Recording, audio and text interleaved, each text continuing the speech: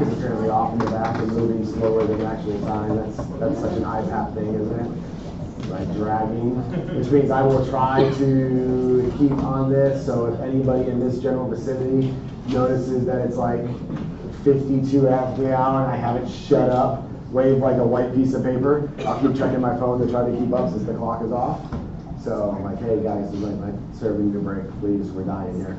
So just in case I go, so don't let me go really long. Like if it's like 7 or 8:52 and I haven't stopped, wave the white paper or something, all right?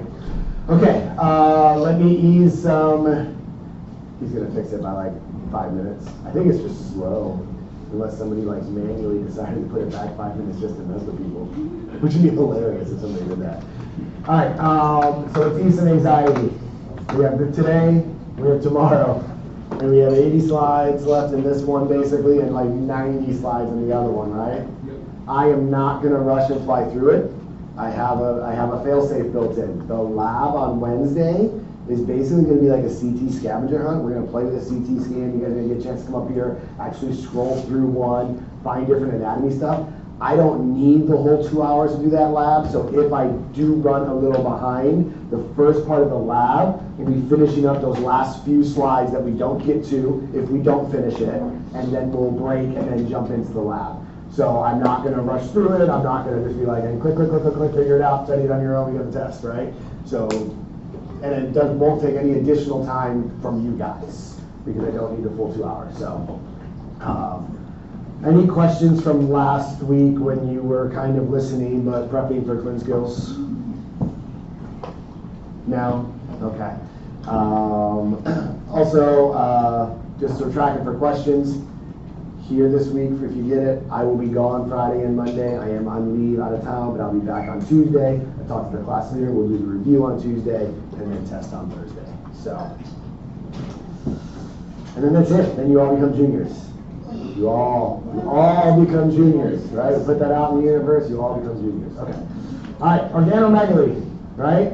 How in the heck can we tell that an organ is enlarged, besides the heart, because we learned the heart and cardiomegaly already, on an x-ray, okay? So we recognize that on x-ray it's difficult to distinguish between different structures and organs for the most part because they're all just varying shades of gray, and it can be kind of hard to make that out. You need a significant difference in the structures to really kind of point that out. The nice part about it is we will have, and we'll look at, direct ways to notice the organ is enlarged, and those would be in cases where you can actually see. We're going to primarily focus on the spleen and the liver, okay? We'll primarily focus on those. You'll have direct ways where you can actually see the size of the liver or see the size of the spleen on the x-ray. You'll be like, oh, that's bigger than it's supposed to be, right? There's your direct way. But then we're going to have indirect ways to where maybe you can't see the size of the organ because it doesn't stand out from a density standpoint, but something else is happening primarily to the bowel that will lead you to go, well, that's not where that's supposed to be. It must be getting pushed or shifted due to an enlarged organ or mass or something along those lines. And that's kind of how we're going to break that down. That's the difference between your direct visualization and your indirect evidence. Okay? So let's start with the liver. All right? It is normal for the liver to displace your bowel gas. Right? Think back to your Clin Skills. When you guys are feeling, if you felt it, right, the liver. If some of you may have actually felt it, you can feel the liver with that hook method. You can feel the difference. So if the liver comes down a little bit, that is normal for it to come down past the 12th rib, okay, a little bit to turn around and say, hey, it's pushing some of that bowel gas over. It should not be coming down into the pelvis and over midline where these black arrows are, right? So it's normal to have a little bit of loss of bowel gas pattern in this area because we know the liver is larger and it comes down past the 12th rib. That's why we have that physical exam test. And all you got to do is just kind of hook in to kind of feel it and find it. However, if I'm absent of almost all of my bowel gas pattern in the right upper quadrant, like there's none at all, then it leads me to believe that I may have an enlarged liver sitting in that area pushing all of that bowel out of the way.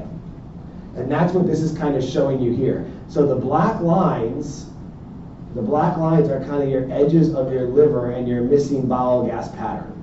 Or the black arrows, not lines. It's hard to make out where the edge of that liver is. This is one of those indirect ones. I'm missing bile gas in this entire area of the abdomen. So now I'm going to suspect we have some hepatomegaly. I can get a CT or an ultrasound or an MRI to better evaluate that size if I want to, but I don't need those to make the suspicion for organomegaly.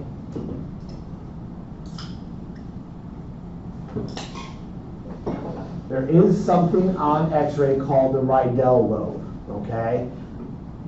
Know the definition of the Rydell lobe. I'm not going to make you pull the Rydell lobe out on X-ray because you really can't, okay? So what the Rydell lobe is this tongue-like projection of the right lobe of the liver. So this little guy comes down here into the pelvis, and it technically looks like a little tongue down here at the bottom. And here, this one's nice. You can trace the liver all the way down. And come on back up. This patient is so thin, we can actually make out the kidney here. So for those who are looking at it, that's the kidney. And you see like the little calyces and everything in here. Here's spleen. Here's some spleen. So this patient's super thin. So we're really able to make out those organs. And believe it or not, that's the determination of whether or not an X-ray can show the organs or not, is how thin or not thin are they, right? Because the less soft tissue I have, the more those different densities are going to populate from the radiation. But this Rydell lobe is a normal variant. Really what you're going to do on that, if you're concerned about a Rydell lobe, what are you going to do anyways when I have organomegaly? Either get a CT or an ultrasound or something to verify the size. Your radiologist will then find out that that's just a projection of the right lobe. It's a normal variant. What does that mean? Is it organomegaly? Technically, yes, by definition. It is a large liver, but it's not due to a disease process. It's a normal variant, right? There's nothing you got to do for patients who have Rydell lobes. And that's where that kind of comes into play. So know that the Rydell lobe is a normal variant. You don't have to worry about it. I'm not going to make you pull out a Rydell lobe on this X-ray. You need further imaging and to be able to tell that it's right lobe. All right, spleen. These are all organomegaly pictures, right? Spleen. The spleen, unlike the liver, does not typically project past the 12th rib. Does not. So here we have both direct and indirect signs, right? So the direct sign is the white arrows. The size of my spleen, I can see the spleen projecting down past the 12th rib. Now, how do we know it doesn't do that? Well, because on your physical exam, right, you have to do more than feel for the spleen. You got to, for those who didn't know this, you got to put your hand back here. What you're trying to do is you're trying to lift and push posteriorly that spleen up more anteriorly so you can feel for it. That's what you're looking for when you guys are doing that spleen test. You're trying to lift it up and feel for that because normally the spleen is hidden up there behind the ribs and you can't feel it. In normal patients, which you all found on yourselves, you typically can't feel the spleen. So for those of you who couldn't feel the spleen on the physical exam stuff, that's normal, that's good. That's not a lack of capabilities. You're not supposed to. You will feel it in abnormal patients. Whereas the liver, you will be able to feel once you get more practice at it and do it more. But the spleen, you shouldn't. So anytime the spleen is projected past the 12th rib, that's considered splenomegaly. The indirect signs we have here is where's my bowel gas in my left upper quadrant? It's not there. It's being pushed down here. You see how the spleen is pushing the bowel down? So that's your indirect sign. I have no bowel gas, right? So do I have bowel gas in the right upper quadrant? I sure do. I got a little bit, and I can see my liver here. A little bit past the 12th rib, that's normal. This is right upper quadrant, right? Here's my liver edge. Past the 12th rib, that's normal, I'm okay with that. Right upper quadrant, I have some bowel gas. I have none in the left upper quadrant, and I have that enlarged spleen. So the two signs on this one is I can actually trace the spleen out with the white arrows, and then the black arrow is showing you the 12th rib, and how below that, I don't have any bowel gas in that left upper quadrant. That's your indirect sign of splenomegaly. Either one of those on X-ray will tell you that it's an enlarged spleen.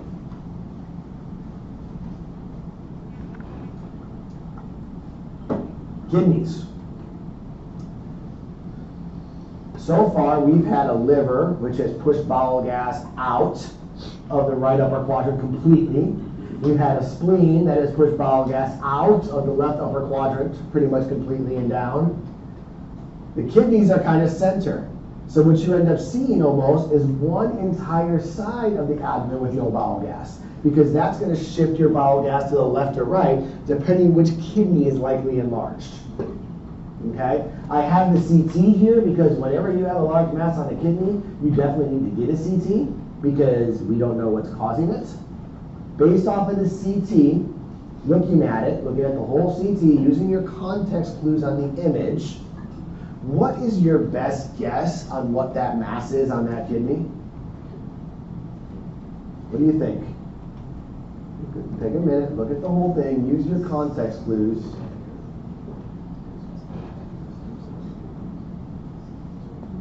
All right. If you're thinking cyst, but we're too afraid to say it, you are correct. If you were thinking tumor or malignancy, let me break down the context clues of why we think cyst. What kind of CT is this?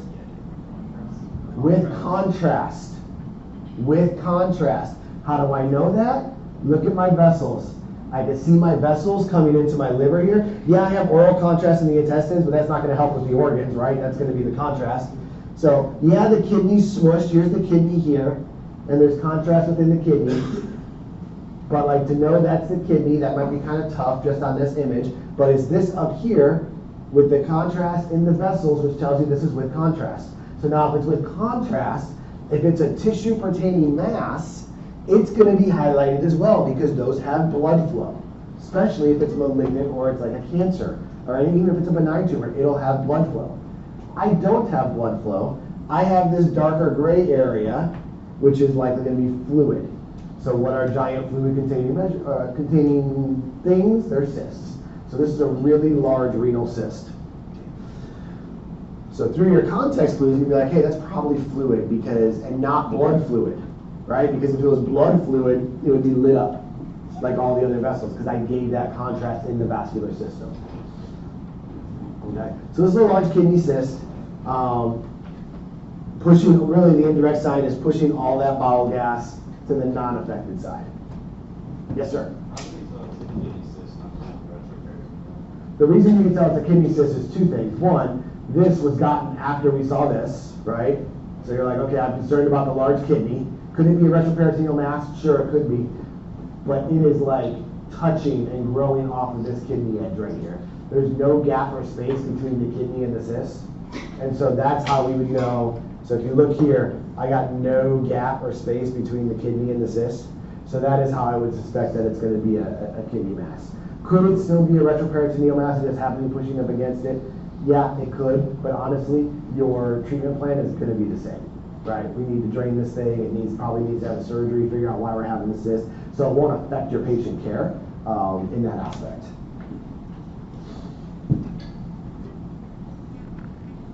The large bladder.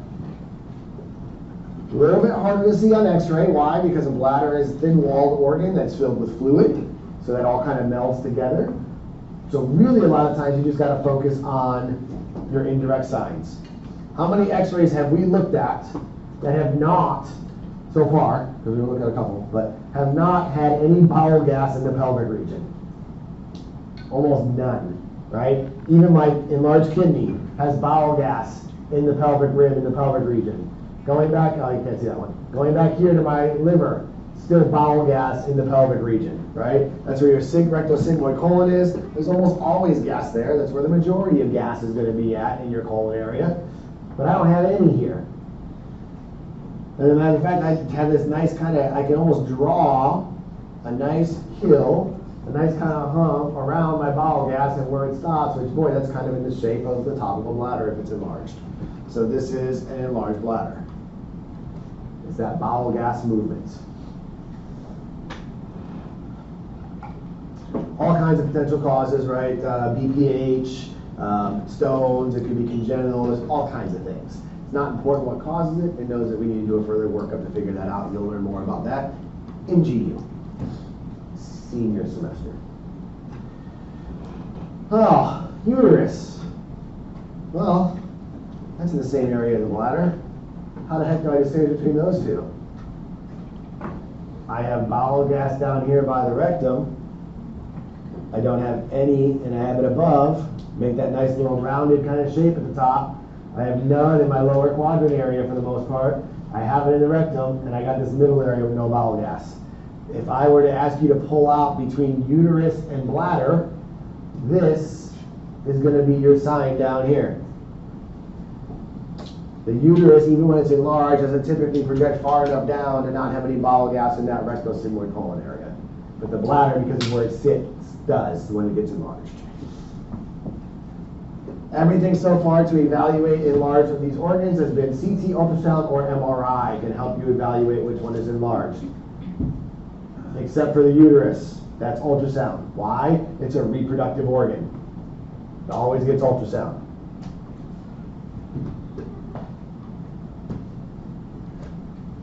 Questions on the organomegaly.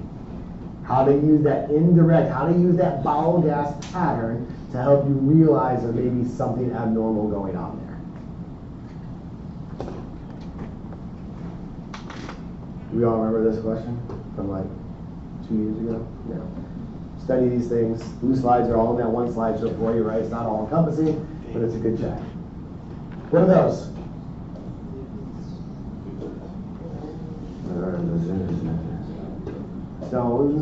Stones, calcifications really. They're not stones. They're calcifications within the veins, vasculature. They're phlebolyths. They're not stones. Don't get them confused with stones. They are phlebolyths. They're calcifications. Not the same thing.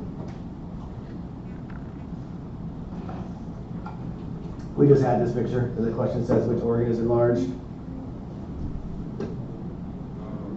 Just which organ? Not asking about the lobe or the size. Which organ is enlarged? Liver. Liver. Good. Let me go back for a second. Why do you think this one is so important? Huh? It could burst, right? Sure, absolutely. So, does it change your counseling for your patient at all? Yes. Right? No sports, nothing contact, right? If your job is a physical job, if you play any extracurriculars, because we don't want the person, and there's a reason why the spleen sits under the ribs, it needs that protection. It doesn't have that protection anymore. So when you see this x-ray, regardless of your workup, your next thing is going to be, what do you do? No football, no baseball, no badminton, right? It sounds like that's not a contact sport. Sure the heck is if they're actually competitive at it and they're going to die for something and they can take contact onto their left side and hit that kidney or hit that spleen, sorry. So even sports that you don't think are contact sports can be contact, right? Volleyball, that's kind of, anybody's played professional or like competitive volleyball, that can be contact, right? Like outside of golf. Listen, if you play contact golf, right, that's a whole, outside of golf, and maybe swimming, right, not diving, but swimming, pretty much any sport can end up causing direct impact to that left upper quadrant, so they should refrain from it, so. All right, calcifications, large liver. What study are you going to use to differentiate between what could be a uterine or a bladder enlargement? Ultrasound, yay. What are those guys? Someone say where? What guys? Okay, let's think back to what our normal is. Is there anything on here that looks abnormal? Okay, what do you say? The calcifications. These guys here. They look like they're under the rib, but they're in the shape of what? The rib cartilage. That's the calcifications of the rib cartilage. Remember, those anterior ones, they kind of disappear because they're all cartilage, but they all rotate up and they come up towards that sternum area. That is the calcified rib cartilages.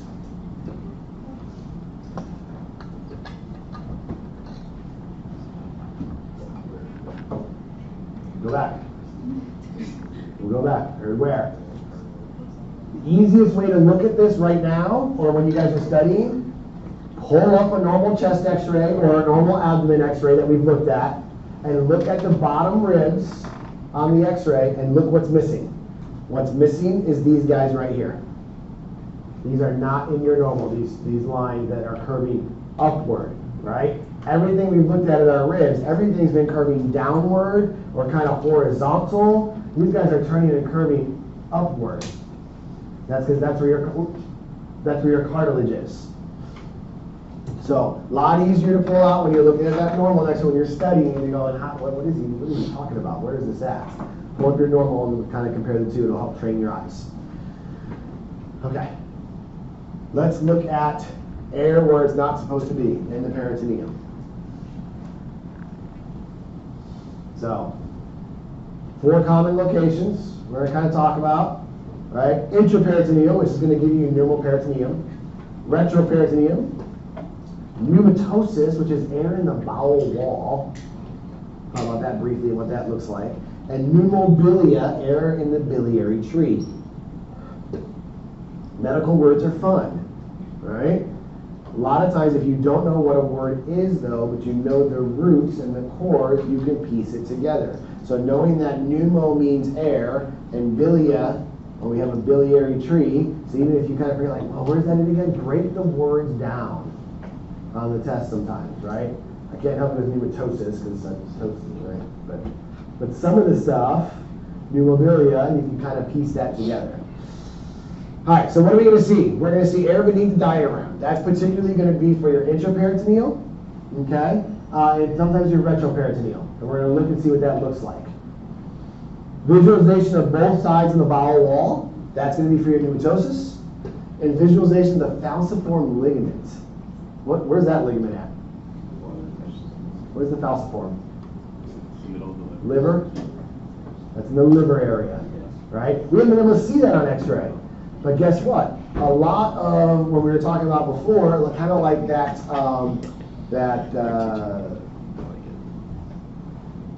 bronchogram or that parabronchial cuffing, sometimes when you put air or fluid behind something else of taut tissue kind of presents more. So in this case, it would be more like that subcutaneous emphysema we saw across that pectoral muscle, how we saw all those striations because the air was acting as the background. That's what happens here with the pneumobilia is the air acts as the background in the biliary tree system, so the falciform ligament actually will pop. And we'll kind of see that, but on a normal x-ray we cannot. Yes, we can see free air. Oh, well, we'll get to that in a second. Yes, we can see free air on the x-ray. CT is going to be best to visualize it again, much like that pneumothorax, because we can see all the small little bits of air on a CT, but we don't always need to jump to that amount of radiation to diagnose them. Here is a nice little chart for you guys to break down if what we see and in what position we see things in.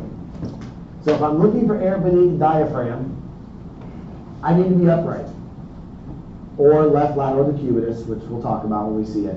But I need to be upright because I need that air to come up. If I'm lying flat, that air is going to pan out. I'm not going to see air beneath the diaphragm. That's why for that acute abdominal series, we get those 3 pictures. Supine abdomen, upright abdomen, chest x-ray. Okay? For the pneumatosis, you can see both sides of the bowel wall. For the free air there, you need a large amount for that one. We'll take a look at what that looks like when we get to the x-ray. And then the falciform ligament is also a lot of free air, typically going to be in the biliary area as well. Yeah, we just talked about those. Great. Okay. Pneumoperitoneum. Most common cause of intraperitoneal air is due to a rupture of the bowel. Why is that important? Because if I'm trying to figure out what's going on and I'm going to order a CT on this patient, guess what I'm not giving them? Barium. Not necessarily contrast, I'm not giving them barium. There is another type, which we don't talk about too much in here, which you will learn otherwise. There is a type of iodine-based oral contrast that is not barium. It's called gastrografin. Okay, it is perfectly safe. It is water soluble. It's actually to the point to where you might get to your clinics and they might not even use barium anymore for contrast in the bowel, just in case there's a perforation they don't know about. They may just jump right to the gastrografin. It doesn't highlight the bowel as well, but it is safer. right? So some places have completely stopped using barium. Textbook still says barium is the contrast of choice for oral studies, so that's what we talk about, that's what we do. But when you're trying to evaluate the intestines, a lot of these places they've already shifted to that iodine-based one just in case there's something here that they missed, right? So you can still do contrast, you just can't give the barium. But of the perforations, peptic ulcers are the most common cause of the perforations in the stomach or in the bowel, okay? And what you end up seeing, A is air, okay? I have two different airs. Diaphragm and air. That thin white line is your diaphragm.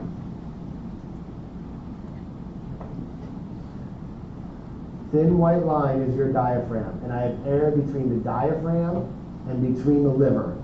Air between the diaphragm and the liver. Everything else we've seen up until now, that liver has been right up against that diaphragm. You cannot make out the difference between diaphragm and liver, right? But now I have that thin white line and I got air underneath it.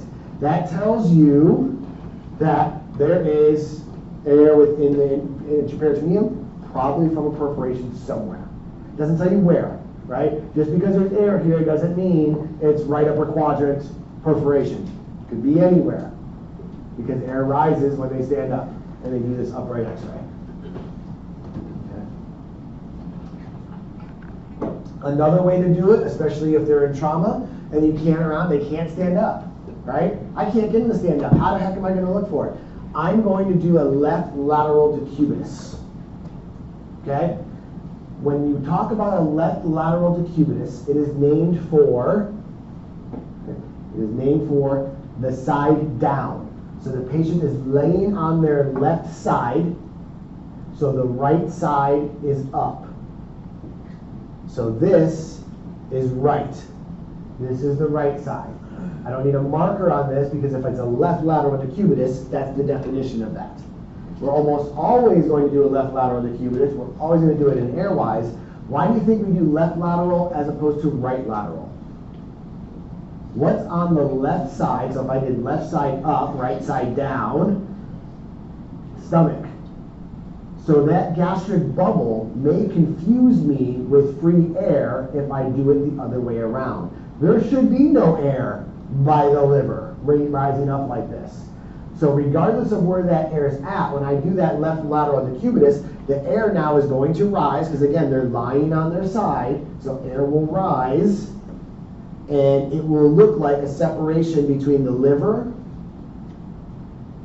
and the wall, thorax wall, and the abdominal wall. So if they are bedridden, if they're ICU, if they're ER, trauma, and you can't get an upright abdomen x-ray, this is your alternative to look for free air.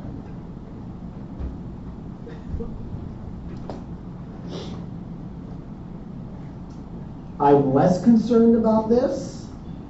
It says that aside, if they're like within a week of post-op, especially if it's an abdominal surgery, because air is going to get into the peritoneum. That is normal, because even with the laparoscopic stuff, air is going to get in, especially for those of you that don't know, like they do the laparoscopic and it's not full open, but they pump a bunch of air into the abdomen so they can blows the patient up so they can see better and maneuver around. Not all that air is going to make it out before they close up, especially with the small little incisions they have. But a lot of times that will diminish over a couple of weeks.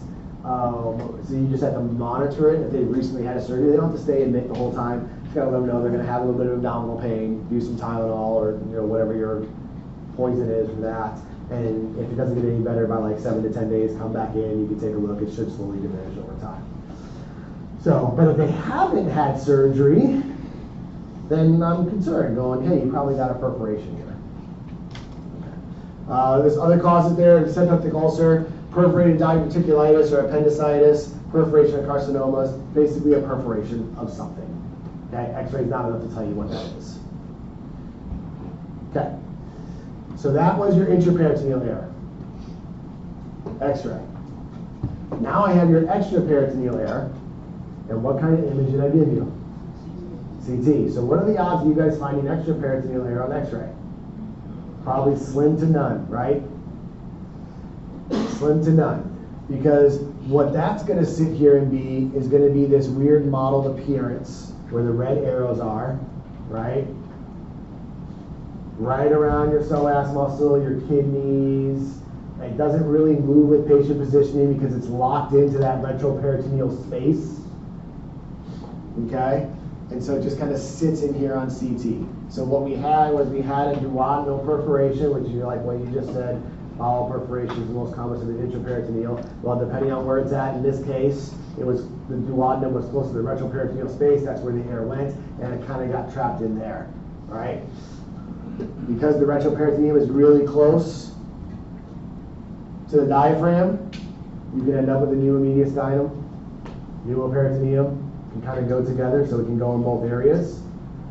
But this is going to be diagnosed on CT.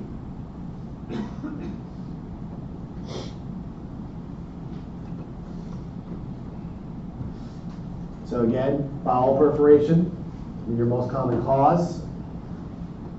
Okay? Anything to do with that.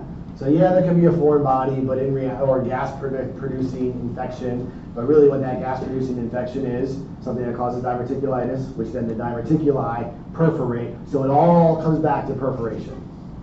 Okay? It all comes back to perforation. And if you're noticing the difference, because we said the air doesn't move, right? So now instead of the air rising and all this stuff, I have a bunch of air kind of throughout these organs that are kind of floating around. These aren't bowel gas loops. Those bowel gas loops were nice kind of circular, kind of, ovally shaped things that kind of followed a pattern. This is just kind of spread kind of all throughout the abdomen here. And you're probably going to have a patient who's coming in for pain, discomfort.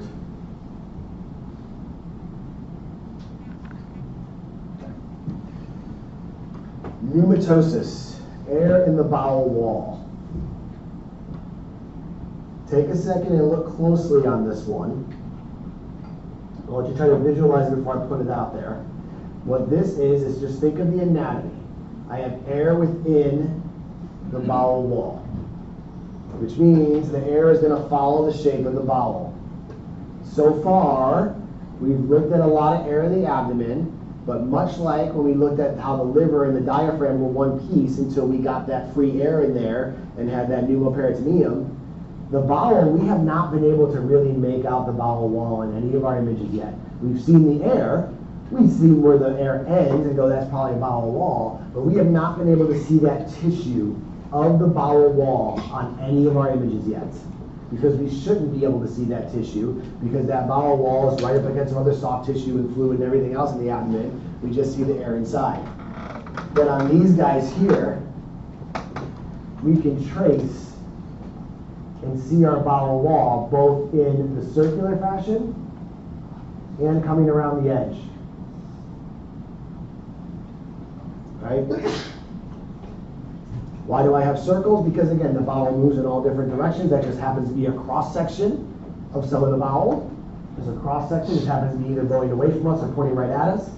And then here's the stuff that's kind of lying more flat or horizontal, if you will. And we have that thin white line and a small black radiolucency just behind it. That's air within the bowel wall, making the bowel wall stand out. Okay?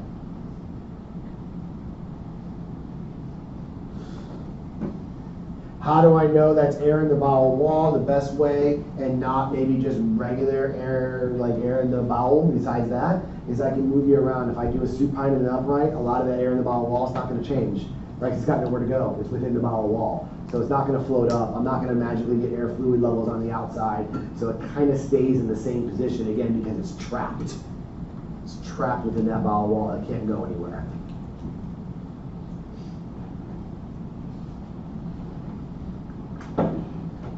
FYI, don't commit this to memory.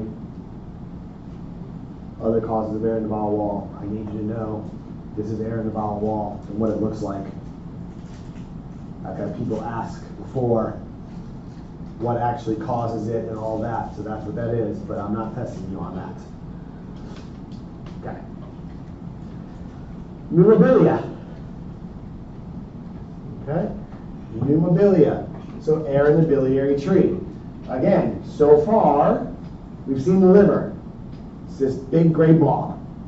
on X-ray, right? In the left upper quadrant, or right upper quadrant. We have not seen the nice little tree branch in the liver yet. If you see a radiolucent tree branch in the liver area, that's your biliary tree. That should not be visible.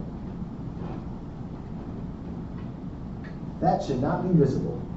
So you got your branching lucices over the right upper quadrant overlying the liver. This is air in the biliary tree. Sometimes you might have an extra little kind of pocket of air sitting right up in here. You don't on this one, but sometimes you might. That means that there's air in the gallbladder as well. But really it's that tree branch that stands out for that pneumobilia. You don't always get air in the gallbladder. Sometimes you can. It just depends on how much air is in there, whether or not it's going to populate on X-ray or not. But that's not really the biggest concern. The concern is we have air in the biliary tree. Now, do you think I would expect air in the biliary tree on this patient, looking at this X-ray? Is that a normal thing for me to expect for this patient? If you're saying yes, why?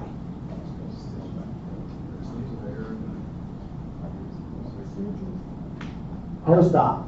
There's my staples. There's my context clue right there. So they recently had a surgery. My guess is they had a cholecystectomy. They removed the gallbladder. Again, retroperitoneal, or sorry, no, intra-abdominal surgery, right? Probably laparoscopic, pump air in there, take the gallbladder out. When you take the gallbladder out, you got to disconnect it from the biliary tree. Air got into the biliary tree. They closed the patient up. Here's your post-op X-ray showing pneumobilia. Do I need to do anything about that? Nah, just monitor them, right?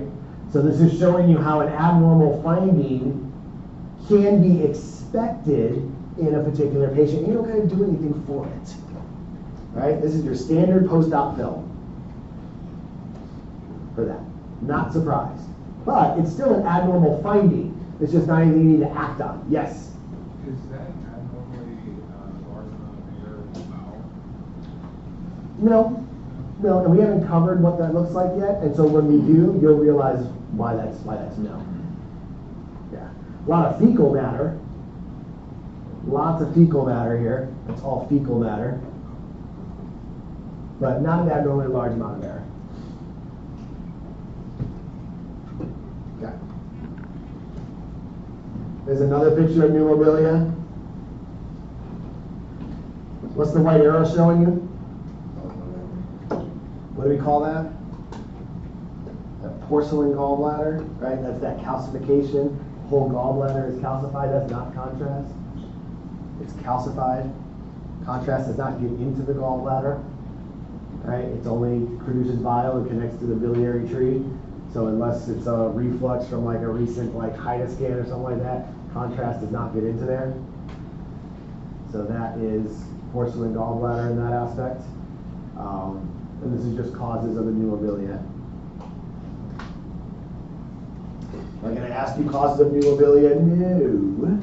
But if the patient has a history of something, and you remember that's a cause of pneumobilia, it might lead you towards looking for certain things that maybe you missed it on your first glance of the image. All right. Questions on the free air, where it's at, any of that kind of stuff?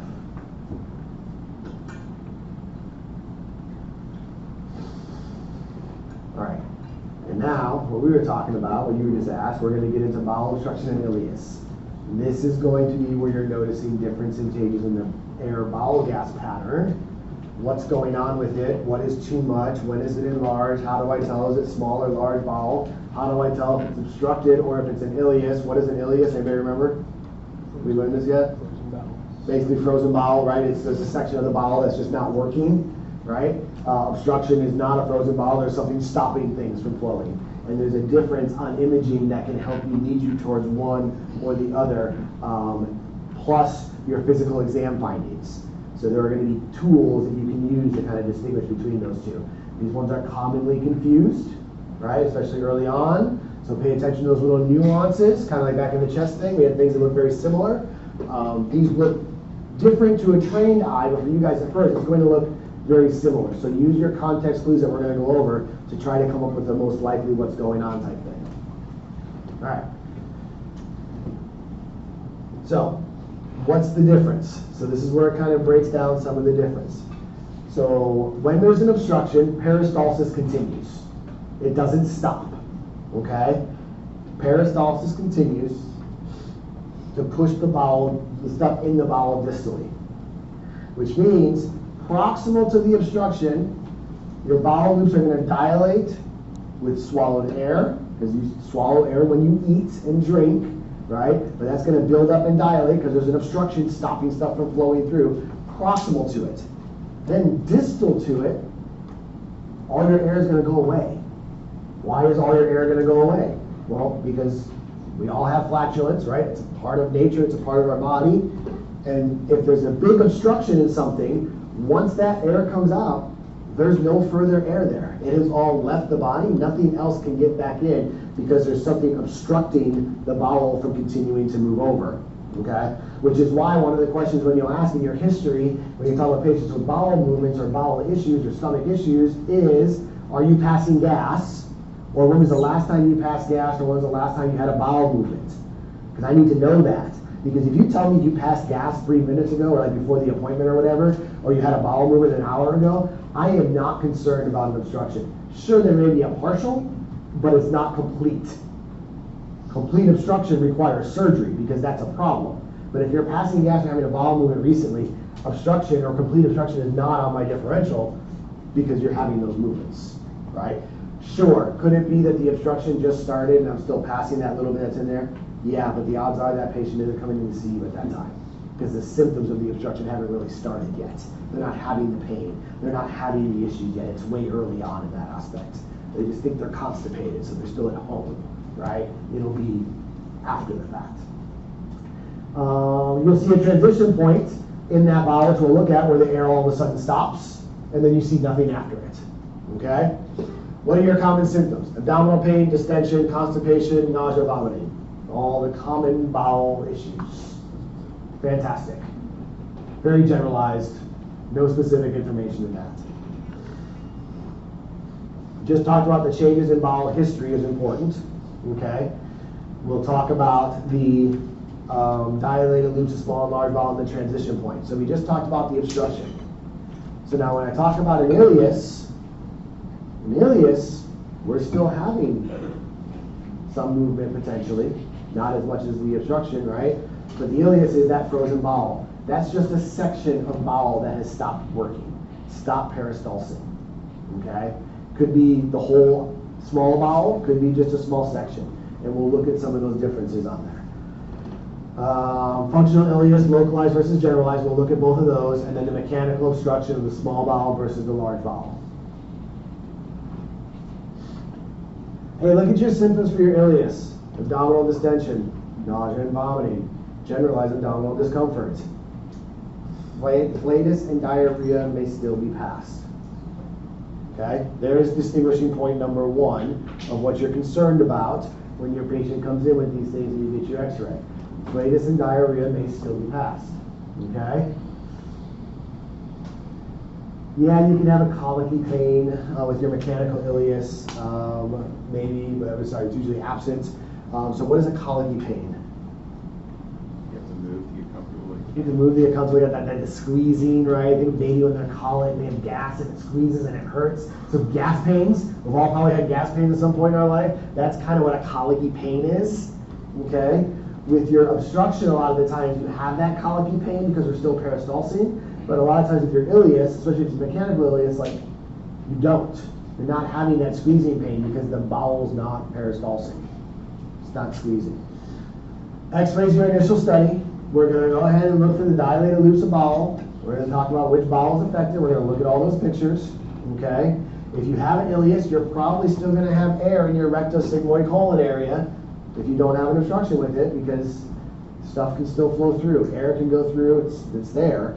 It's a lot harder for it to get there, but we'll still have some because there's no blockage. CT is your study of choice, right? So that way we can figure out what's going on. Because a lot of times your ileuses are caused by something else. Okay? Pancreatitis. cholecystitis, some type of inflammation, post-op sometimes, and there'll be a time frame to that, when to expect that, and we'll talk about that a little bit. But what happens with an ileus is for whatever reason, the bowel or the section of the bowel gets agitated, it gets inflamed, it gets angry, it hurts the peristalsis, so it just stops. It doesn't want to do it anymore because it hurts. And so usually there's an underlying cause. So your pathophys, it just depends on what the cause is. A CT will help distinguish that because you'll be able to see an angry pancreas or, yeah, cholecystitis is technically an ultrasound, but because it can be multiple organs, we get the CT and we see what's going on first. So that way we can evaluate the pancreas, we can evaluate the spleen, we can evaluate the liver. We can't really see the gallbladder that well, but it'll give us a picture of everything else to tell us what's going on. So functional ileus is where one or more loops lose the ability to do the peristalsis waves. Okay. Localized or generalized? Generalized is a couple. Localized is a couple. Generalized is all of them. We'll see what the difference looks like. 2 or 3, 1, 2 or 3, or all of them. Okay. I already kind of hit all this. Irritation causes the normal function to stop, becomes air peristaltic, doesn't have obstruction, so you'll have air in the rectosigmoid colon, okay? It doesn't have the big obstruction that mechanical obstruction does.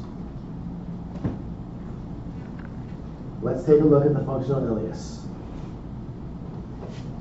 Ileus is usually in the small bowel.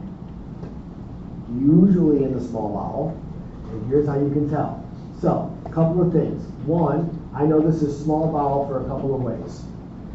First, I have my valvular conventates. Look at those white lines going across and coming all the way across the small bowel. Okay? I got my dilated loops.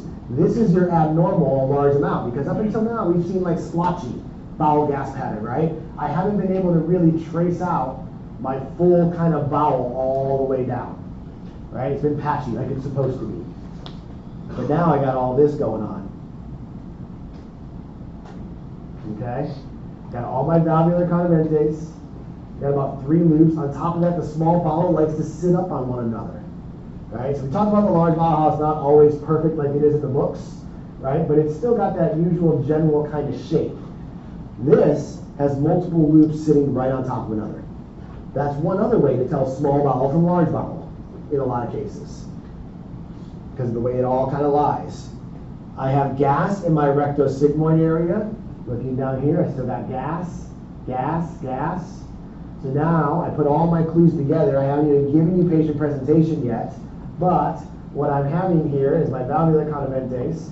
I have multiple loops sitting on top of one another, so that makes me think small bowel. And then I have gas in my rectosigmoid colon, so now I'm like, okay, small bowel, probably an ileus over an obstruction, so we're going to call this a small bowel ileus. What type of physical exam finding abnormality do you think you would have in this patient if you listened? I just gave it away. Hypoactive bowel sounds, because they're not peristalsing. Hypoactive bowel sounds. In an obstruction, you end up with hyperactive bowel sounds, because the body is trying to squeeze something that's in the way and is trying to get it out. So not only do you get that squeezing, cramping, colicky pain, when you listen, you'll have hyperactive. But for ileus, it's hypo, because the peristalsis is stopped. Yes, you might hear some bowel sounds in some of the other areas, right? But over the main area, you won't hear any. Yeah? Under the left diaphragm, is that just like stomach stuff, or is that trapped air under the diaphragm? Right here? Yeah, so that's going to be my stomach stuff, my gastric bubble. How do I know that? A couple of things, right? First of all, I got air fluid levels. Okay? And then it kind of matches up with the other diaphragm on the other side. So this is going to be a gastric bubble on this one. And if I had free air into the diaphragm, I probably have some over here too. Right? I probably have some, it'd probably be bilateral.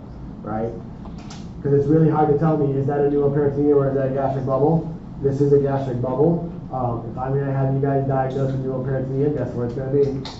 Over the liver. Right? It might be in both areas, but it'll definitely be over the liver. Good question. Okay. So here's an adynamic ileus, or a generalized ileus. Whew. This is the whole thing. Now, at first glance, the size of this tells me that this might be large bowel. Is it small bowel? What's going on here? It's both. It's both. Okay? So it absolutely can be both, depending on how severe it gets. All right? So I got small bowel, even though it's large here, like it's big. Just avoid that. Even though it's big, I got small bowel because I got my valvular conaventes kind of coming over in these short kind of grouped together lines. But then I got some large bowel here because they're spaced out a little more, but my lines don't come all the way across. This is where I say understanding the lines versus kind of what, as opposed to where it's at. Because when we get to these abnormalities, these intestines move all over the place. They're just trying to find a place to sit, right? So they're not going to be in that perfect A and P picture place. I will finish this slide, then we'll go on a break. They're not going to be in this perfect little place, right? Almost always, this is a generalized ileus is the result of abdominal or pelvic surgery. Okay? In the elderly, it can be due to prolonged hospitalization. The biggest thing is the entire bowel is filled with air. Look down here, I still have some rectosigmoid kind of bowel gas that's separate from that enlarged bowel down here. So I still got some of that, so I'm not thinking obstruction.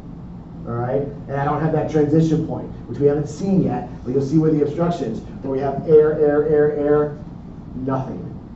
I don't have that. So because I don't have that, I'm thinking ileus. All right?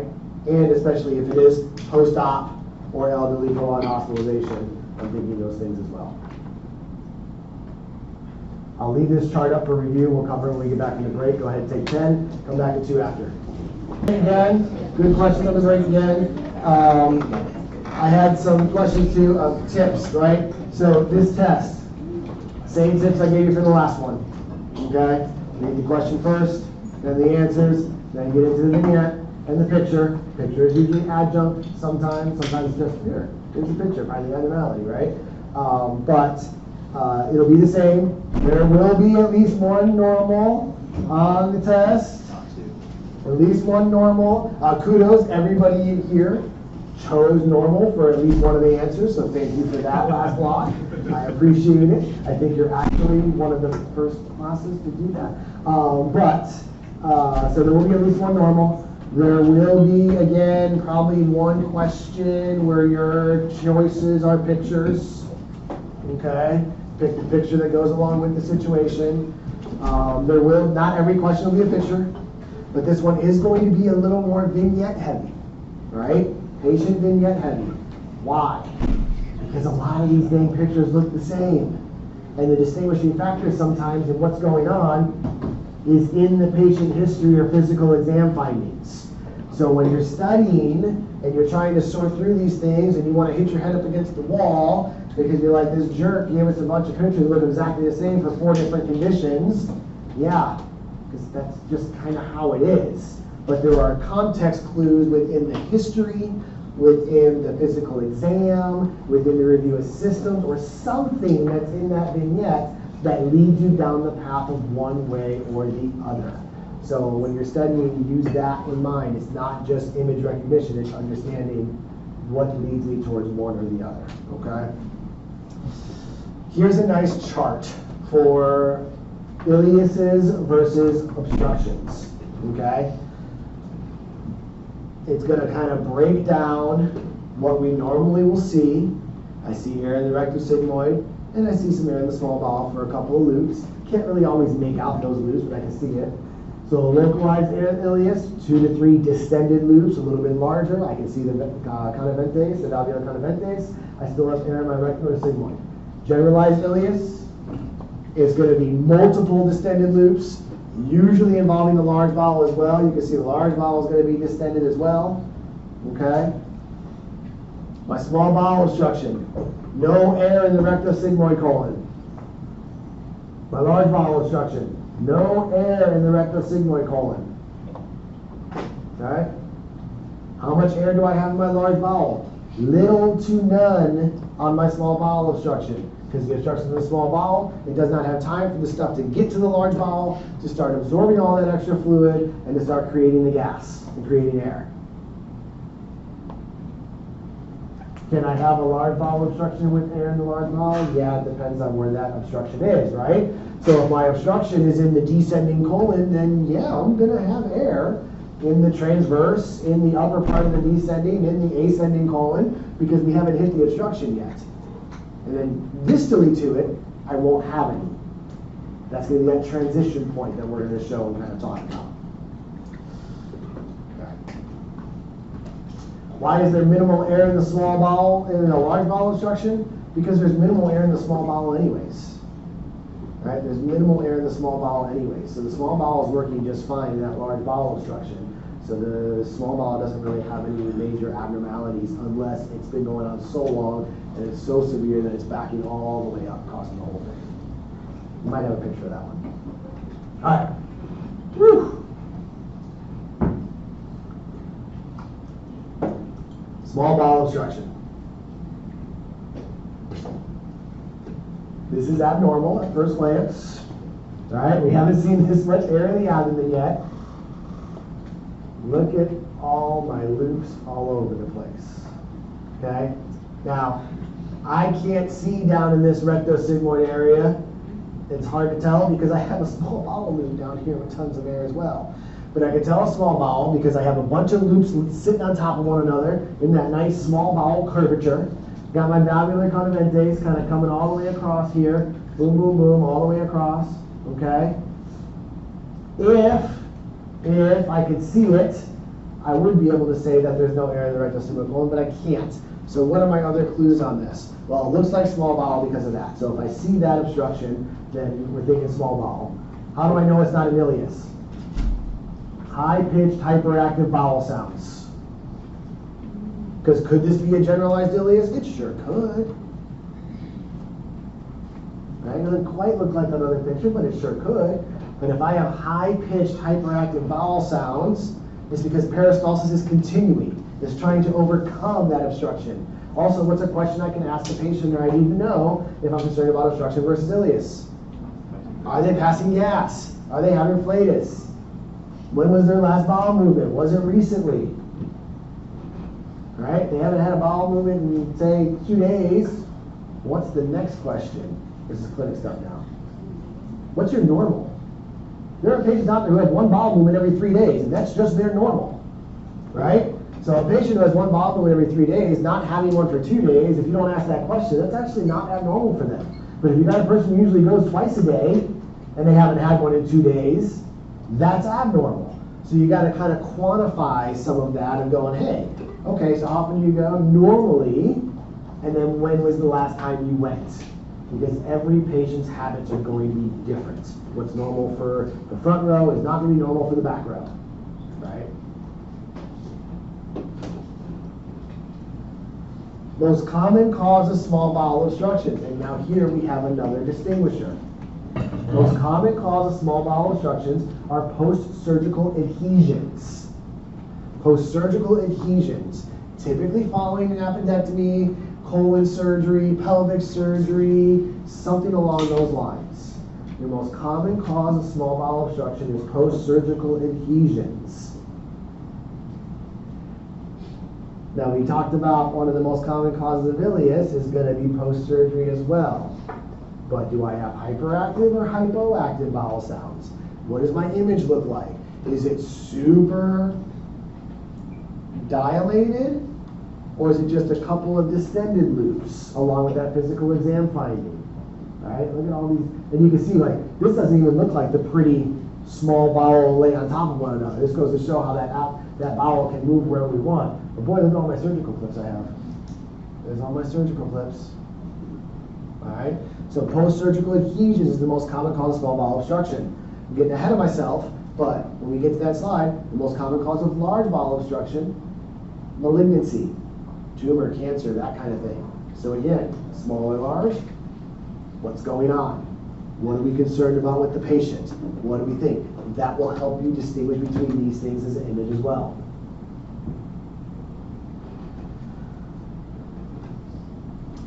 Here's another one. Small bowel obstruction. And you're sitting there going, that kind of looks like the ileus. Even the ileus kind of had some small air fluid levels, right? So let's look at my hints of how I know it's small bowel. 1, the air fluid levels. 2, the shape, the valvular conventes, the things that make it look like small bowel. 3, where's my rectosigmoid gas? I don't have any. I have a little bit here still in the descending colon, right? So for those that are seeing that, that is a little bit in the descending colon, but I have nothing down in here, which tells me it's obstruction. Also, if I were to do physical exam findings, I would have hyperactive, hyperresonant bowel sounds. Patient might present with a squeezing, cramping, colicky type pain because of that peristalsis is trying to push that through. And on top of that, what's the other clue that makes me think this is small bowel? You see it? I mean, guess what I'm thinking again? A small, tiny, about 1 to 2 centimeter clue. The surgical clip, right there. Post-surgical adhesions. The surgical clip, or staple, or whatever it ends up being. Right? Another sign. So all these pieces together paint a picture of a most common diagnosis, most likely diagnosis. Okay. Large bowel. So, from the point of obstruction in the large bowel, so up until now we've been talking about small bowel, but now in large bowel, this is where from the point of obstruction, proximally you'll still have air and dilation, and then distally you will not. Okay? Because the large bowel's function is to reabsorb the remaining water, which we talked about. Usually no air fluid levels. Again, go back to my air fluid levels here in the small bowel. We typically do not see that in the large bowel because its job is to absorb the fluid. Okay? Its job is absorb the fluid. Typically little to no air seen in the rectum. And the rest I've already said a couple of times, but all the same concept right there in the words. Here is what a large bowel obstruction looks like. Okay. Most common cause of large bowel obstruction before we get to the picture. Tumor, carcinoma. If I have a large bowel obstruction, it is cancer until proven otherwise. Yes, it can be herniated. Yes, it can be volvulus. Yes, it can be diverticulitis. Yes, it can be all these things. But until you rule out a cancer, it is cancer. It's the most common cause. Now, how do I know this is large bowel? Well, 1, I have no air fluid levels. Right? Looking around for my air fluid levels, I don't really see any. Okay? And then, where's my valvular conventes? They're not there. Right? What I have is some areas of house strut kind of coming up and coming across. Maybe there, there, there. I'm going to show you. Here, here, here, here. Right? I got some of that. It only comes partially across. They're not as kind of close together. It's not those lines all the way across like the small bowel is. I hate to use this because you don't want to do this, but like it's definitely much bigger than the small bowel is. Right? But be careful because small bowel can still be quite large when it is dilated due to air obstruction. Rectosigmoid area, well, I unfortunately have such a large kind of obstruction that I can't really see it that well. Much less loops, right? I kind of got what looks like just one kind of thing that comes across here. It's not in the shape of the large bowel, but it is not a bunch of loops sitting on top of one another. But on top of that, again, I don't have the valvular conventes. I don't have the air fluid levels, right? Maybe the patient hasn't had a recent surgery or anything along those lines to make you think small bowel. Fevers, night sweats, unexplained weight loss, something along those lines. And then again, obstruction over ileus, are they passing gas or not? What is your concern with that?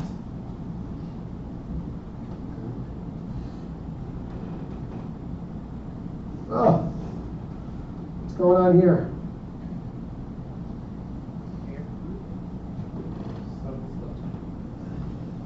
Okay, so I heard obstruction. Where do we think the obstruction is? It's in the large bowel, and I have dilated small and large bowel on this x-ray. I have both. Okay? I have both. My small bowel are the little loops that are sitting in the center here. My large bowel is right here. And this is one of those few things where you're like, is that an air fluid level? Right? What is going on? That's your transition point. That's the transition point of air backing up, no air, and almost no air coming down here. Why? The mass is sitting right there. You can't see the mass. It's the same density. We don't know what the mass is. It's within the bowel. This is that transition point. It's not an air fluid level. How do I know it's a transition point? This is large bowel. I don't have valvular conventates all in this area here. I don't have it. I got a haustra here. I got maybe one coming over here. Maybe one like here, right? So that's how I know it's not small bowel, but it looks like an air fluid level. It's not an air fluid level. That's your transition point, where you have a bunch of air and then all of a sudden, pretty much absence afterwards. Most commonly, you will see your transition point in when you have the obstructions in your descending colon. A lot of the times.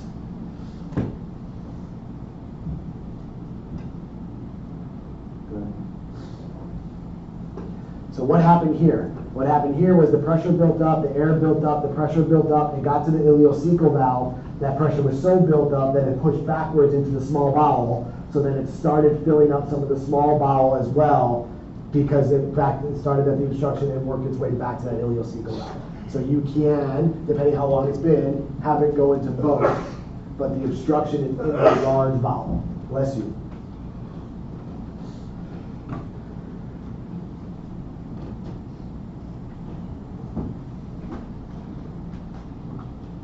Questions on large bowel, small bowel, ileus versus obstruction. Anatomy is huge. You'll be able to pull these things out. Symptoms, okay, and then along with the x-ray to verify your findings. If you try to jump straight to the x-ray, this one in particular, and you try to jump straight to the x-ray, and you're trying to figure out what's wrong with them, you're going to spend a lot of time on this image. Look at what I'm asking for. Then go to the image. Okay.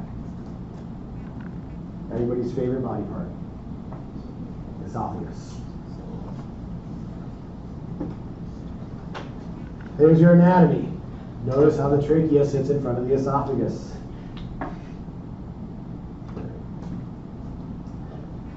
What are we going to cover? We're going to cover these abnormalities on the esophagus. It can be dilated, it can be constricted, you can have diverticula, which we'll talk about, ulcerated, perforated, all those things. Barium swallow is, or double contrast study, barium and air, but really the barium swallow study is going to be what you're going to do to evaluate the esophagus.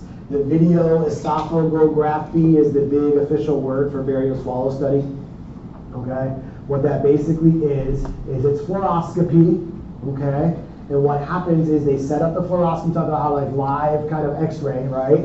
And they hit the button and they'll be scanning your esophagus while the patient is drinking barium down. And they're watching it go down. They're watching it coat the esophagus. They're watching it go down. They're watching the epiglottis to make sure nothing gets caught in that little notch by the epiglottis. A lot of times they'll make you drink liquid. And then they'll put some barium in like some pudding and make you drink a semi-solid. And then they have barium pills that you drink down. So they can see you at liquid, semi-solid, basically chewed food, and then a pill. And see if you're having any issues swallowing. That's kind of the extent of a barium swallow study, right? And they'll watch it all the time. They'll take some snapshot pictures, and that's kind of what we're going to look at here is some of the snapshot pictures while they're doing it to catch those abnormalities. So if you're trying to evaluate the esophagus, you need a barium swallow / video esophagography. Okay. Here's a normal study. This is just one picture. This is now the esophagus. It's not the trachea anymore. This is the esophagus because we drank the contrast. We knew we ordered this. So we know what we're looking at, right? We're watching it kind of fill and drink it down, right? I have an area here which looks like maybe it's not as filled as some of the other areas. Why do we think that is? Anybody know? Guess? All right, I'll give it to you. Peristalsis, right? So at some point that esophagus squeezed, opened back up, and it hasn't coated it again yet. So you have like this light kind of mottled appearance on this one because of the peristalsis. That is not necessarily abnormal in that aspect. Dilation of the esophagus. Hard to tell on the PA, I recognize that. But look at that kind of angulated esophageal kind of view there, right? So what's happening, and we'll get to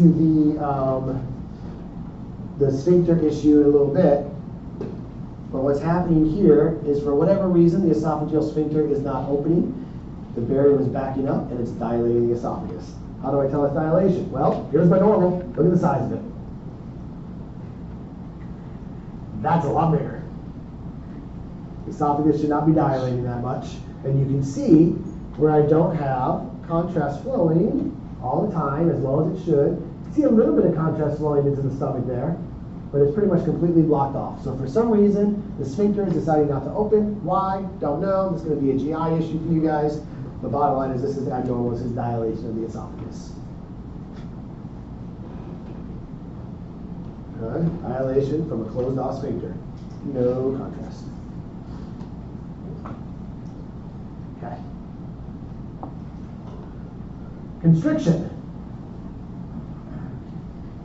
Notice how my esophagus is fairly normal in size because I do have flow going into my stomach. Okay? So what have I got here is I got this little area of narrowing, or what they call Schatzki's ring, at the bottom of my esophagus, causing constriction. Really what it is it's a sequela of this double H. What's that double H stand for? Hiatal hernia, right?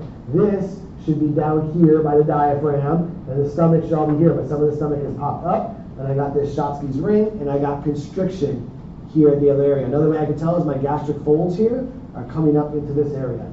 The esophagus is nice and smooth. I got gastric folds kind of coming up into this area here. So this is purely just constriction, right? The esophagus stuff we're going over is just basic descriptors of what we're seeing based off of what the normal is. Okay, we're not doing a whole lot of disease process diagnosing off of these. We're just understanding the different types of abnormalities we can see on the esophagus.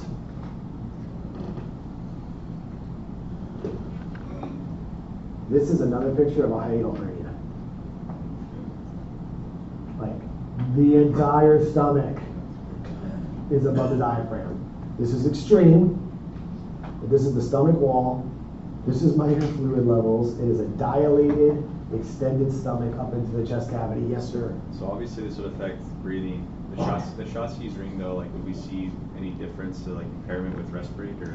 Probably not. Not something that's this small. Okay. Right? And so you're right though. Depending how large the hiatal hernia is, it could affect breathing depending on the size of it. Because now I got pressure in that lungs above that diaphragm. Something small like this likely not going to present any significant symptoms. Really, that you're probably getting it done because maybe the patient's been complaining lately for, not necessarily difficulty swallowing, but like I swallow and I just feel like it kind of fills up, and like I gotta wait a little bit for it to go down before I can like drink more or eat more food or whatever. I kind of get a filling sensation, and then eventually it kind of goes away. You're like, okay, what's going on with the esophagus? Another reason when I talked about like the epiglottitis or epiglottis area, right? As small, I just feel like I have food stuck here in my throat. But like I can still eat and drink, but it just feels like there's something stuck in here, or that, and then like an hour after dinner, like it's like a piece of food that like comes up, like it's just because it's been sitting in that area. Those are reasons you would end up getting like an esophageal study to try to figure out what's going on with this patient. So this won't cause a whole lot of respiratory symptoms, but something like this will. This is just to show you how severe they can get. Yeah. The stomach like turned itself inside out, or something just The whole, I mean, I don't know what with this patient particularly. No, it's good, right? On imaging, I can't tell exactly what's going on or what caused it. It's not inside out. The stomach can't really turn inside out on itself. The whole thing, there was a hole in the diaphragm, part of it hooked up, and it just kept going. And basically, the whole stomach is above the diaphragm. what caused it, what kind of trauma or whatever, I don't have an answer for you. I don't know with this image.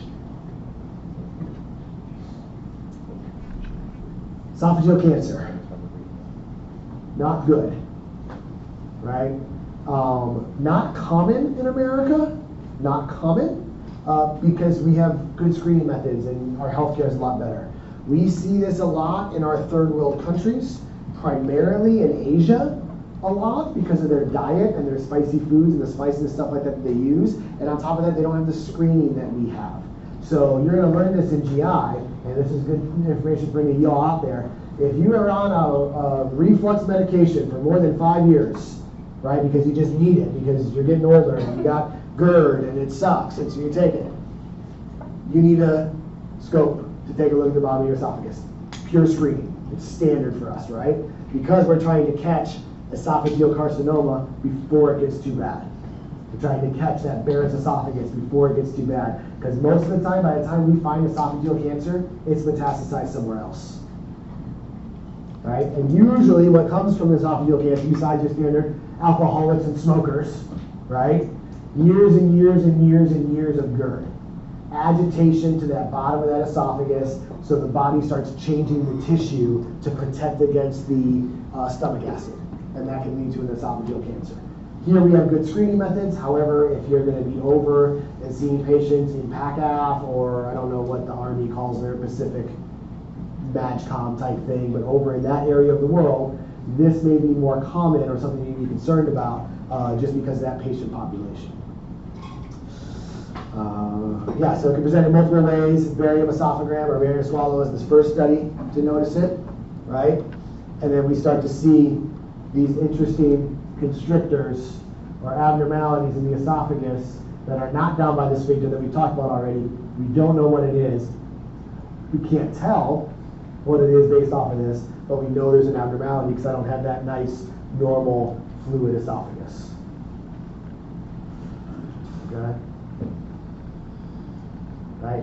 This is more than peristalsis, because if you remember from the first slide, I was like, oh, it's peristalsis. You still had that smooth kind of esophageal line that came down here, and it just looked like on the inside that it was just a little bit, had a little bit of a filling issue, so let's go back to that, right?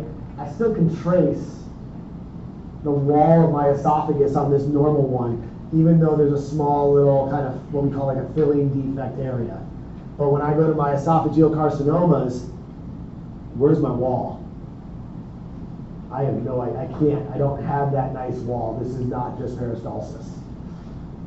Also, I got kind of like this really thin lesion here, so the cancer is stopping the barium from following through. Right here, right, all the way down. And then just here's some more kind of jagged kind of edges just to show you kind of what these things can look like.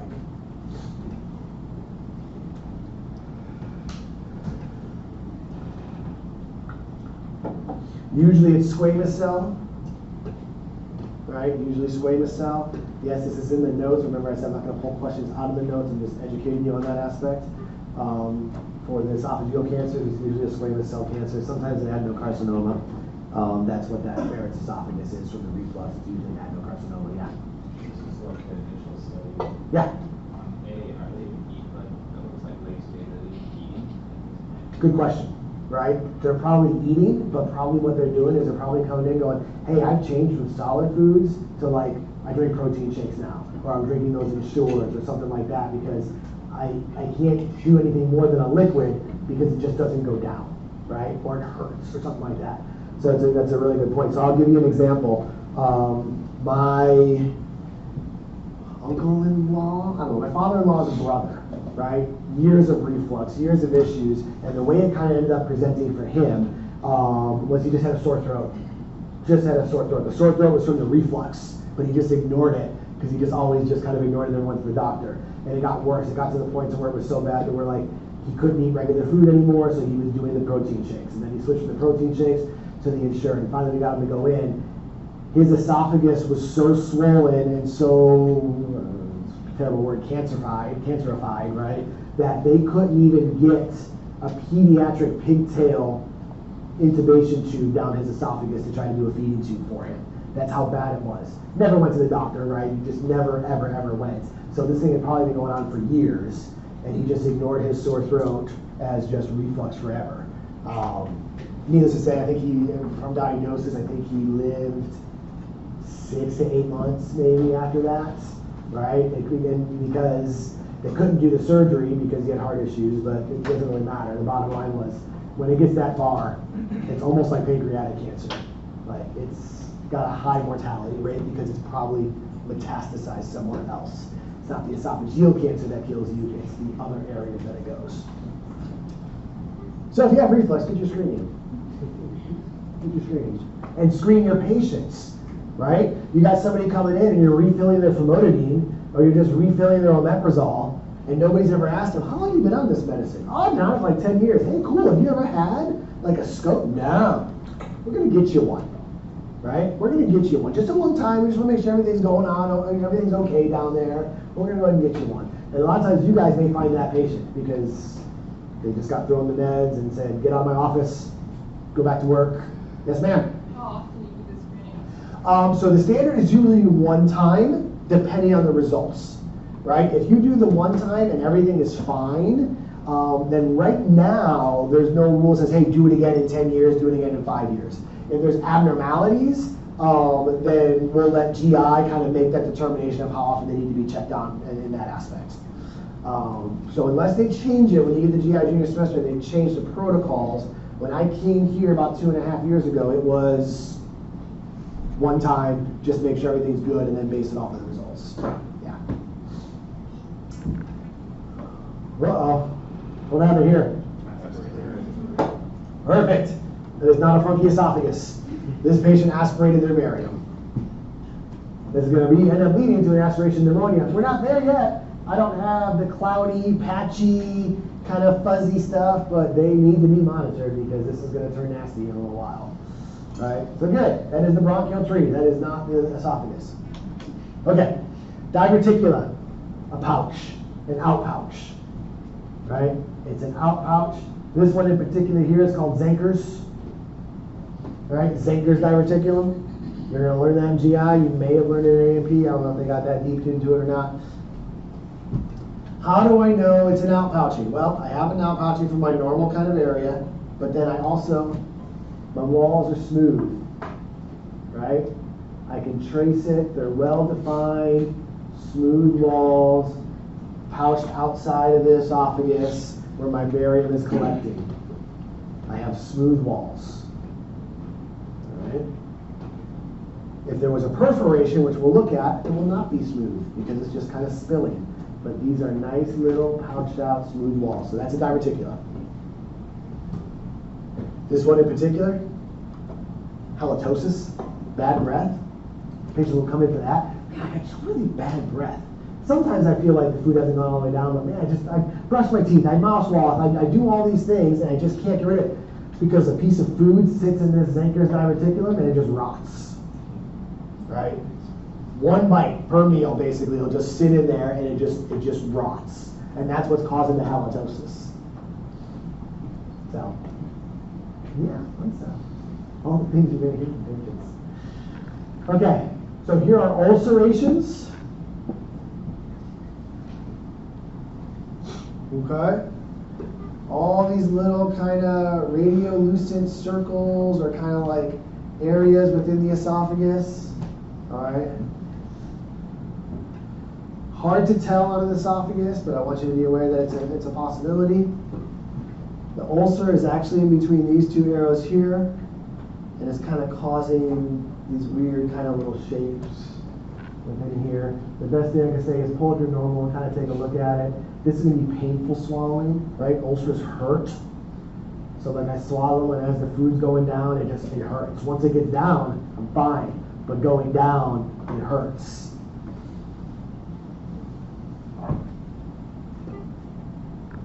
And then there's your perforation. Kind of looks like the diverticula a little bit, but look at my edges. These are not smooth. This is not well confined. This is spilling out. And it's all kind of fuzzy and jagged. You can make it out because it's a contrast, but it's not that nice, smooth edges all held within a nice little pouch. Sometimes this happens. You have zero suspicion for esophageal perforation. You get the barium swallow study because it's the right thing to do, and it ends up extracting because there was a small perforation there. Really hard to avoid this, right? Because you guys know that if you have concern for perforation, you're not going to order this study. But most of the time you don't have concern, and this can happen. So it's one of those risks that they talk to the patient about, going, hey, here's the risk. Sign here. All right. What do we got here? What would you call this abnormality? Stricture or constriction? You okay with either? Right? Right in here. Coming down, yeah, well, maybe it's not as wide as up here, but maybe I just caught it in just that right kind of part where it's just peristalsing down, but then like this is super thin compared to the rest of it. So this is your esophageal stricture.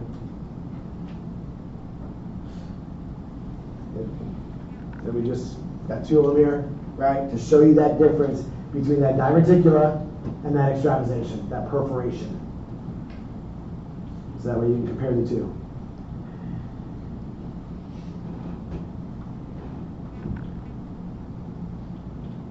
Whoa, we're just staring at esophages.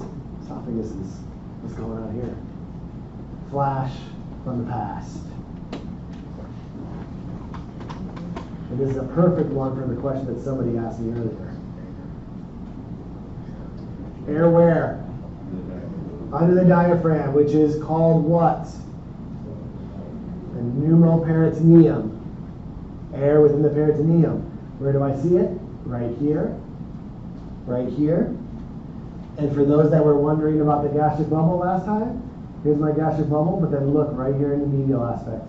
See, I see a little bit of that air in that diaphragm. So a lot of times you will see that, right? This is normal gastric bubble, but then what's going on medially towards that spine, because that diaphragm comes all the way in here. So this is a pneumoperitoneum. What's the cause? Perforation somewhere. Most common, peptic ulcer perforation, but it could be anywhere. So good, pneumoperitoneum. What's that? Diverticulum. Perfect. And pros. Let's get into the stomach. There it is. Rugae. We're going to look at a normal study. We're going to look at some edema, some dilation, some ulceration, some perforation. All the same things we kind of looked at with the esophagus. Okay. So, we kind of just talked about it with the esophagus and the esophageal cancer, but how do we really take a look at the stomach? So really we end up doing an EGD, right, which is a scope that goes down the esophagus, and you can see that goes into the stomach, and sometimes we'll go kind of just into that pyloric sphincter area and take a peek into the duodenum, depending how far down they go, all right? So that's going to be the camera type thing. From a radiological standpoint, it's going to be that upper GI endoscopy, which is what this is, but we'll see other pictures. We used to do the barium swallow like we talked about, and we do still do those if it's just swallowing issues, but if we think it's stomach issues like peptic ulcers and stuff like that, we're going to jump to that upper GI, either contrast exam or endoscopy. Okay, contrast exam or endoscopy. Here's what a normal study looks like from an x-ray standpoint. So let's think about our anatomy of our stomach a little bit. Okay? What area is this? The fundus. Why is there so much contrast in the top of the stomach? Right? So, sort of. What if I told you these studies are done supine? How does the stomach actually lie within our bellies? A lot of times the fundus is more posterior than the rest of the stomach. We lay flat, the contrast pools in two particular areas. The fundus, and then usually down by the pyloric sphincter area, just pooling, waiting to go into the small intestine. So this is normal to have this large, we'll call it like a blob of contrast in the fundus because we're lying down and that fundus is posterior. Okay? Then we have all of our rugae and our striations. This is all normal study. Rugae and our striations. And then eventually it goes into the pyloric sphincter and we'll drop into the duodenum. But this is mostly, look at how the stomach's kind of weird shaped and folds on itself. There's all kinds of weird shapes the stomach can lie. So really focus on knowing that the fundus should be nice and filled and looking at those rugae and kind of how those lines kind of striate down and coat the stomach for you. Because now, if I have edema or swelling, right, I have thicker mucosal folds. This one's an example where the pyloric sphincter is pulling up in the pylorus area there, ready to leave the stomach. But I have thicker mucosal folds here and here compared to my normal. Look how thin they are, right? Got my rugae all there, it's how they're supposed to be. But then I got these couple of isolated thickened folds. And it's more easily noticeable in comparison to all the other rugae on this film, right? Yeah, the normal's helpful, but they should all be about the same size, right? Your rugae and everybody's rugae, however it says there, they should all be fairly equal. And I got these thickened folds, so it coated it more. So it's a little large, a little inflamed, so we call that edema. Why? Don't know. We just, like, what's causing it? Could be a slew of things. We're not worried about that. Right now we're trying to pick out the abnormalities on the imaging.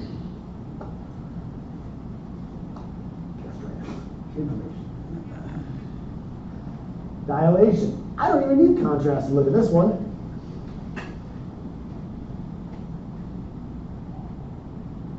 On X-ray, we've seen gastric bubble, but that's about it.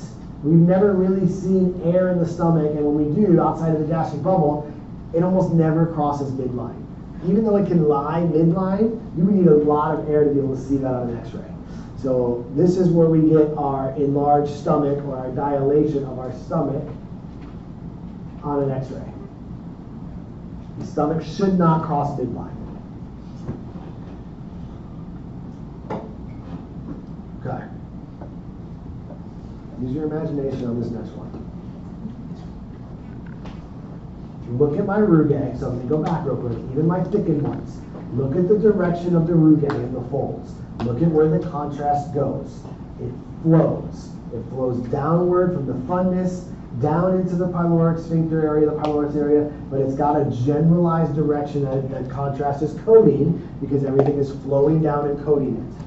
When I get an ulcer is basically a small little opening, an area to allow for pooling. All of my contrast is starting to pool towards the divot, we'll call it, in the stomach lining, which is where the ulcer is. So think about your backyard, right? If you're watering the grass and it's just going wherever it goes, but then you put like just kind of like all throughout the grass, but you put just a small little hole in that area, all that water starts to go back in towards it and pools towards that ulcer. That's what's happening here. The contrast is pooling towards the point of the ulcer. So you can't see the ulcer on here, but it's right here in the center. And why is it there? Look at where all of my contrast is flowing to. That's your sign of an ulcer. Whatever you want to call it. Somebody said starfish sign. If your imagination sees a starfish, fantastic, right? But the idea is, again, going back to here, look at how it's supposed to go. Just down. But then I have almost like this, just all of it pooling kind of towards one area in a section of the stomach. So it's not the abnormality here that says, oh, I can definitely tell that's an ulcer because right there I see it. It's what the contrast is doing towards that ulcer that leads you to believe that there's an ulcer there. Sometimes they can get really bad. Now this one, obviously, we have a lot more contrast, and we have filling defects in this area. Okay? So this one stands out just a little bit more because the barium is now like all over, but we have this filling defect. So we started with the pooling, but then eventually all the contrast is kind of filling up the area around it. Or maybe it has higher walls or something along those lines. H. pylori is most of your ulcers. High use of NSAIDs, hello military people. High use of NSAIDs is the other 25%. Eating Motrin like it's candy. Most of them are going to be on the posterior wall, lesser curvature. Most of them are benign. Right? This stands out to you guys with contrast filling defect. Okay? This is the more subtle one. This is the more subtle one.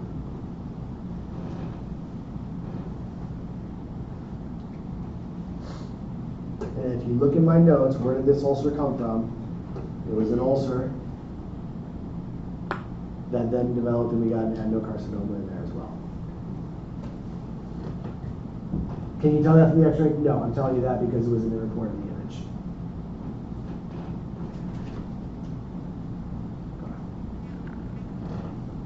So now the duodenal ulcers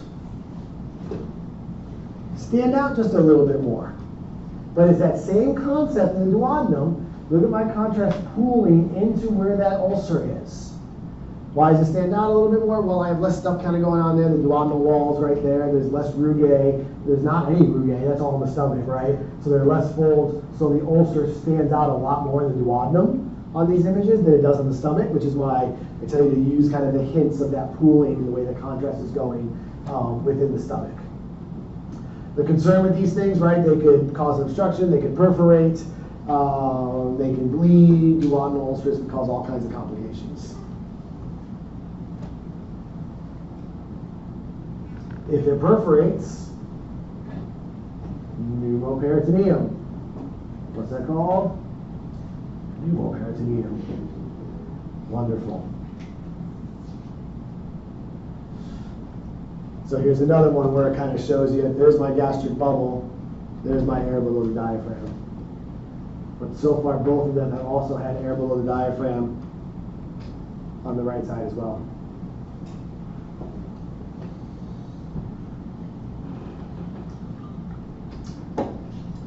So if you had this,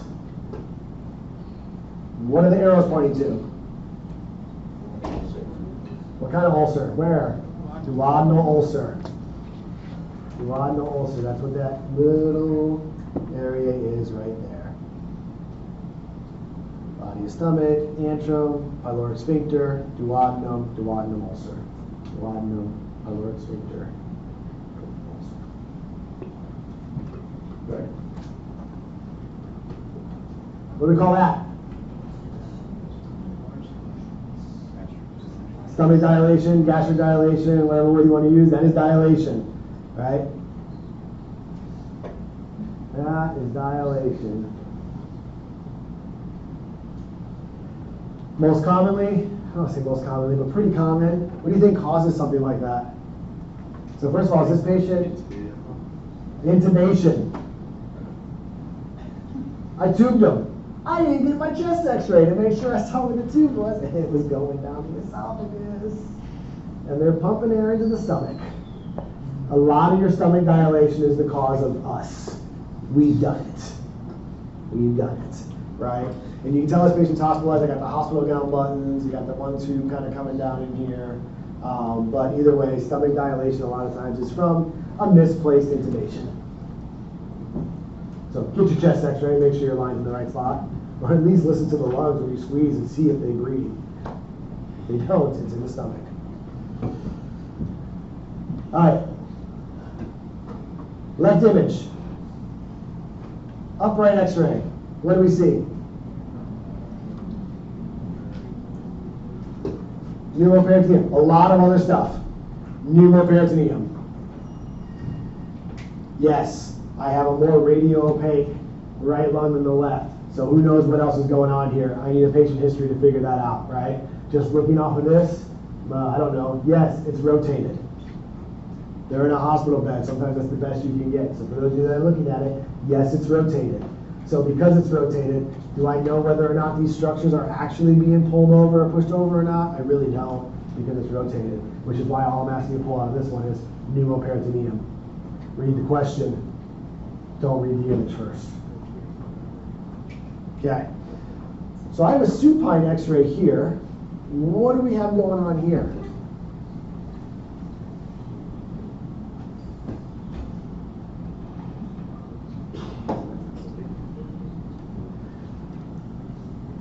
What if I told you pneumothorax?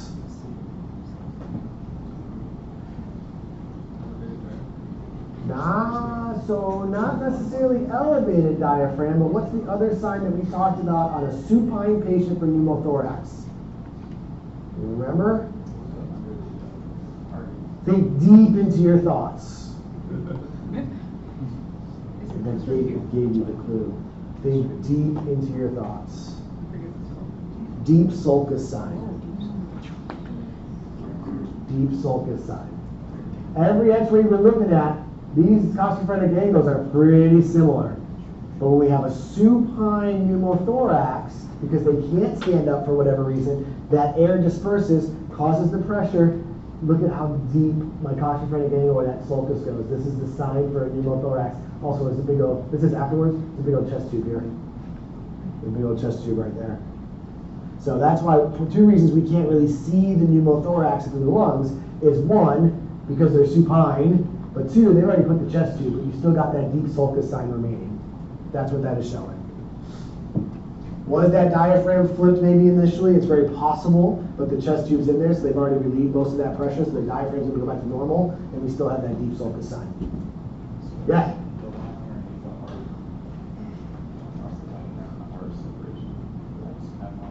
Here? That's actually just the shadow between this anterior rib. See the ribs coming down? Rib, and so it looks like there's a space there. It's just because of the rib. Like this little space here is between the rib and the diaphragm, and it just looks like it's a space. But really the heart kind of comes down right in here. You can still see that soft tissue hard line kind of right there. It's the way that rib comes down that kind of throws things off. For those that were tracking, he was asking about this area here, right? But if I trace my ribs down, rib in, rib, that's actually the line of the rib right there. And if you look at the heart actually comes down in here. So that's not a gap between the bottom of the heart and the diaphragm. It's just the way that that cortex of that rib comes down that makes it look like there is one there. Okay, quickly, we just got a couple of review slides. Okay, this is going to be a small bowel obstruction. I'm just going to go through that real quick. This is going to be a small bowel obstruction. How do I know it's obstruction and not an ileus? Well, a couple of things. I have no air, like almost no air down in my large colon at all. Like, where is my air? I have pretty much none of it. On top of that, I would have hyperactive bowel sounds, air fluid levels, so it tells me a small bowel, and the valvular conventase.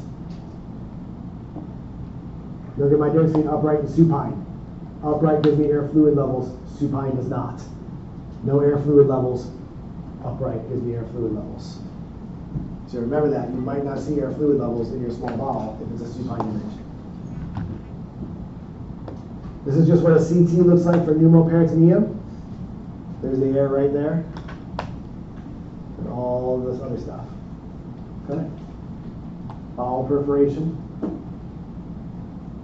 Air. All the other stuff.